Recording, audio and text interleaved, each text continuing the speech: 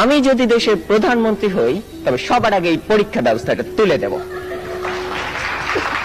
মাননীয় প্রধানমন্ত্রী, সম্মানিত সভাপতি ও উপস্থিত সুধীবৃন্দ, ইহার চেয়ে হতেন যদি অনেক কিছু তো হতে ইচ্ছে করে, কিন্তু বাবার অত্যাচারে কি কোনো কিছু করার বা হওয়ার সত্যিই জো আছে? এই তো কদিন আগে বাসার সবাই মিলে নাটক দেখতে বসেছে, আমিও পরিবেশের গন্ধ শুকে আস্তে আস্তে এগোচ্ছি কোন রকমের দর্শকের সাহিত্যে জায়গা দখল করার জন্য। অমনি বাবা গুরুগম্ভীর কণ্ঠে আদেশ জারি করলেন, দুদিন পরে তোমার পরীক্ষা, এখন তোমার এইসব নাটক ফাটক দেখা চলবে না। কি আর করা, দরজার চৌকাঠ থেকেই ফিরে যেতে হলো। যেতে যেতেই শুনতে পেলাম নাটকের ছেলেটি তার বাবাকে বলছে, আমি এবার পরীক্ষা দেব না। ইস, আমি যদি এমন করে বলতে পারতাম, এই নাটকের ছেলেটির মতো হতাম। কিন্তু এ তো শুধু নাটকেই সম্ভব। আবার স্কুলের কথাই ধরুন না কেন, সব সময় পরীক্ষা লেগেই আছে। ক্লাস টেস্ট, সাপ্তাহিক, মাসিক, টার্ম, এবং আমাদের স্কুলে আরো একটি পরীক্ষা আছে, পপ টেস্ট। অর্থাৎ বলা নেই কওয়া নেই, স্যার ম্যাডাম ক্লাসে এসে দুম করে বললেন, তোমাদের পরীক্ষা নেব।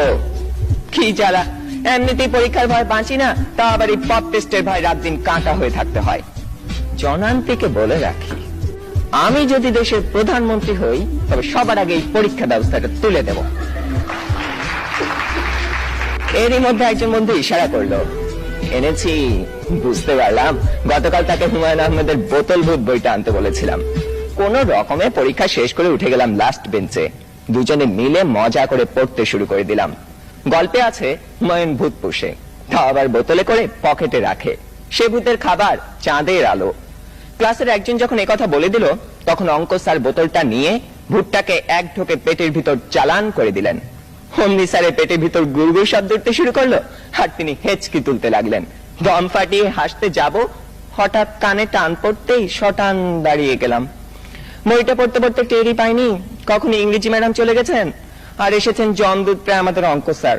বইটা নিয়ে গেলেন হেড স্যারকে জমা দেবেন বলে। তার মানে আরো এক দফা শাস্তি। আপনারাই বলুন, এত শাসনের মধ্যে স্বাধীনভাবে কোনো কিছু করার উপায় নেই তো হওয়ার উপায় আছে?